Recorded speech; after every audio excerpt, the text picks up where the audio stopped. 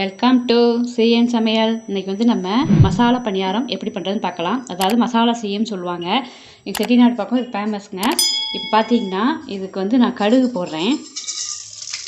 கடுகு வந்து நல்லா பொரியட்டும். கொஞ்சம் நல்லா தெரிகிற மாதிரி நிறைய போட்டுக்கிறேங்க கடுகு. இந்த கடுகுடைய ஃப்ளேவர் தான் பணியாரம் வந்து நல்லாயிருக்கும்.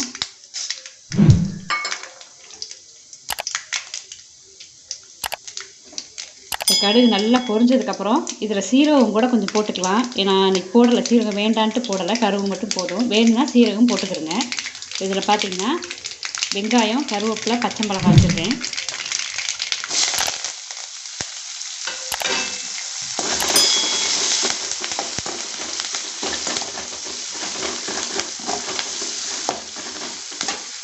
இதுக்கு நான் இன்னும் மாவுலாம் எவ்வளோ என்னன்னு சொல்லலை. இது பார்த்தீங்கன்னா நல்ல பெரிய தேங்காயாக ஒரு தேங்காய் எடுத்து நான் திருவி வச்சு, ரெண்டும் ஒரே தாங்க. இந்த இது ஒயிட் கலராக இருக்குது, அந்த இதில் உள்ளது. இது பணியாரத்துக்கு வந்து பரவாயில்ல, இது கலந்து போடலாம். பால் எடுக்கிறதா இருந்தால் தான் இதை வச்சு நம்ம எடுக்கக்கூடாது. இப்போ இது லைட்டாக ரொம்பலாம் வதங்க வேண்டாம், சும்மா தாளிச்சா போதும். இதில் இப்போ இது கொஞ்சம் போட்டு விட்டுடலாம். நான் இப்போ பார்த்தீங்கன்னா கொஞ்சமாக தான் எடுத்து பண்ணிகிட்ருக்கேன். அரைச்ச மாவுலேருந்து கொஞ்சமாக எடுத்து செஞ்சிகிட்ருக்கேன் இதை. ஏன்னா அப்பப்போ சூடாக போட்டு சாப்பிட்டா நல்லாயிருக்கும் அப்படின்றதுனால நான் இப்போ கொஞ்சமாக செஞ்சுட்ருக்கேன். இந்த வெங்காயம்லாம் பார்த்தீங்கன்னா நீங்கள் உங்களுக்கு என்ன அளவு வேணுமோ அதுக்கு தகுந்த மாதிரி நீங்கள் தாராளமாக போட்டுக்கலாம், கூட்டி குறைச்சி போட்டுக்கலாம். இப்போ விலையெல்லாம் அதிகமாக விற்கிது இல்லைங்களா. பார்த்தீங்கன்னா இப்போது இதை எடுத்துகிட்டு நான் எண்ணெய் சட்டி வச்சிடறேன். நான் பார்த்தீங்கன்னா நம்ம வந்து தாளித்து விட்டோம் இல்லைங்களா, அதான் தாளித்து விட்டேன். ஏன்னா வதக்கவே இல்லைங்க, சும்மா கடுகு பொரிஞ்சோன்னே போட்டுட்டு எடுத்துருக்கோம். இதையெல்லாம் நான் அந்த மாவில் சேர்த்துக்கிறேன். பார்த்தீங்கன்னா நான் அரைச்சதுலேருந்து 3/4 வாசி மாவு எடுத்துட்டேங்க. கொஞ்சம் தான், அதனால தான் தேங்காய் அளவெல்லாம் சொன்னேன் நான்.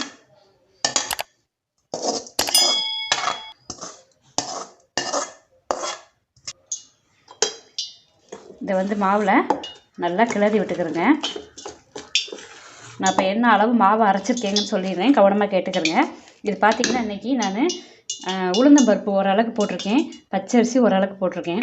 அதுக்கப்புறம் பார்த்தீங்கன்னா திருப்பி, அதாவது எந்த அளவு போட்டாலும் பரவாயில்ல, சின்ன கை பெரிய கைன்னு இல்லைங்க. நீங்கள் நம்ம கை இருக்கோம் இல்லையா, அரிசி அப்படி அள்ளிட்டு இப்படி பிடிச்சிங்கன்னா ஒரு பொடி வந்து புழுங்கல் அரிசி, திருப்பி அதே மாதிரி ஒரு பொடி பிடிச்சிங்கன்னா உளுந்து, ரெண்டையும் கலந்து அதோடு சேர்த்து ஊற வச்சு அரைச்சிக்கிறேங்க. நான் சொல்கிறது பார்த்தீங்கன்னா ஓரளவுக்கு சொல்கிறேன். ஓரளவுக்கு பச்சரிசி ஓரளவுக்கு உளுந்து போட்டிங்க அப்படின்னா அதுக்கு ஒரு பிடிச்சபடி போடணும்.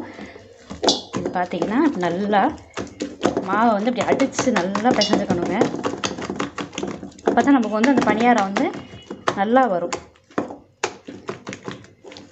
நான் மாவு அரைக்கும் போதே உப்பு போட்டு அரைச்சிருக்கேன். லாஸ்ட்டாக அள்ள போகும்போது லைட்டாக என்ன அது அளவு வேணுமோ உப்பு மொத்த மாவுக்குமே போட்டு அரைச்சி எடுத்திருக்கேன். நான் உப்பு போடும்போது கவனமாக கொஞ்சமாகவே போட்டுக்கிறேங்க. இப்போ மாவை சாப்பிட்டு பார்த்தீங்கன்னா உப்பு போதுமா பத்தாதான்னு தெரியும்.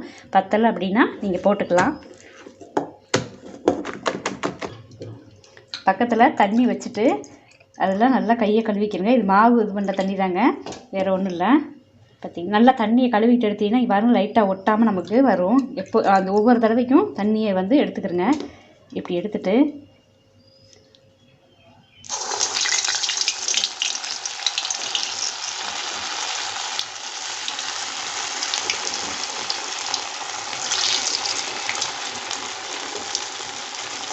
நல்லா அகலமான சட்டியாக இருந்ததுன்னா நம்ம நிறைய போடலாம். இது வந்து நம்ம கொஞ்சம் ஒடுக்கமாக இருக்கிறதுனால நான் கொஞ்சமாக போட்டிருக்கேன்.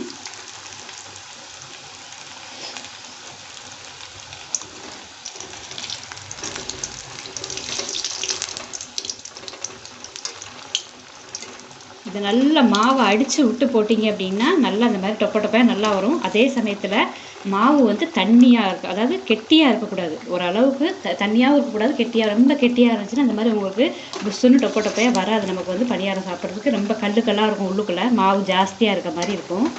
அதனால் தண்ணியை விட்டு நல்லா தெளித்து மாவை நல்லா அடிச்சுக்கிறோங்க. அடிச்சுட்டு போட்டிங்கன்னா தான் உங்களுக்கு இந்த மாதிரி நல்லா வரும்.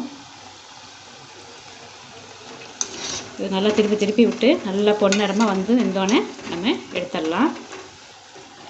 இப்போ பார்த்திங்கன்னா நல்லா வெந்துச்சு. இது வந்து சைஸு இப்படி தான் போடணுமா அப்படிலாம் இல்லைங்க. உங்களால் எந்த சைஸும் உங்களுக்கு முடியுதோ அந்த மாதிரி போட்டுக்கலாம். அதில் பக்கத்தில் இப்படி வச்சுக்கோங்க. மாவு எடுத்து இப்படி வச்சுட்டு தண்ணியும் பக்கத்தில் வச்சுட்டு இப்படி கையை தொட்டுக்குங்க. அப்போ தான் அது வலிக்கிட்டாலாம் போகிறதில்ல.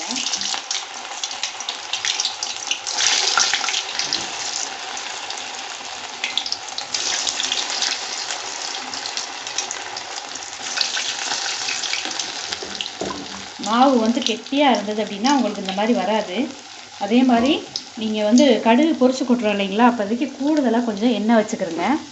அப்போ தான் அந்த பணியாரம் வந்து நல்லா உள்ளுக்குள்ளே கூடு கூடாக இருக்கும். இது வந்து அருமையாக இருக்குங்க. இது வந்து எங்கள் செட்டிநாடு பக்கம்லாம் பார்த்தீங்கன்னா மசாலா பணியாரம்லாம் ரொம்ப ஃபேமஸ். இது வந்து ரொம்ப அருமையாக இருக்கும்.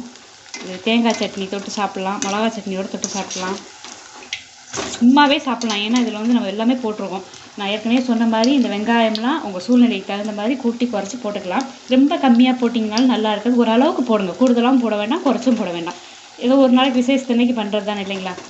இது பார்த்திங்கன்னா மிளகா வந்து நான் இன்றைக்கி பார்த்திங்கன்னா ஒரு அளவுக்கு வந்து 2 மிளகா, நல்ல நீட்ட மிளகாயை வந்து 2 மிளகா போட்டிருக்கேன். போதும், அதுக்கு மேலே வேண்டாம். ரொம்ப காரமான அது இருக்கக்கூடாது. ஏன்னா நம்ம சட்னியோடு தொட்டு தான் சாப்பிட போகிறோம். அதனால் காரம் வந்து போதும். இப்போ நம்ம எல்லாத்தையும் பொரிச்சு எடுத்ததுக்கப்புறம் பார்க்கலாம்.